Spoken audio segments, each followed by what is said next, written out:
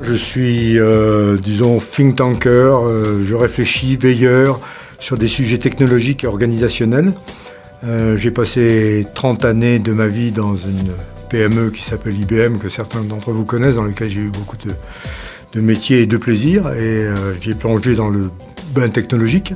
L'intelligence artificielle risque de bouleverser beaucoup de choses. La cybersécurité étant touchée. Elle est touchée sous deux angles, la cybersécurité. Premièrement, comme elle aura à veiller sur beaucoup de données, de plus en plus de données, du big data, il est bien évident que l'humain ne va pas suffire pour venir détecter les bruits faibles, tout ce qui peut arriver à l'intérieur de ces données.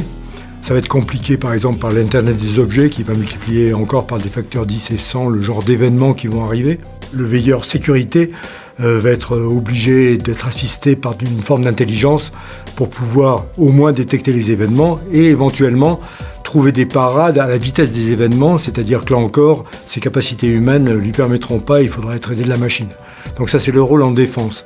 Il y a aussi éventuellement un rôle en attaque, c'est-à-dire que les hackers, disons le dark web, etc., vont eux aussi utiliser, et commencent à utiliser de plus en plus d'intelligence artificielle dans leurs attaques, soit pour tourner les antivirus, les systèmes de protection, les murs divers et variés, soit directement pour mettre dans les malwares,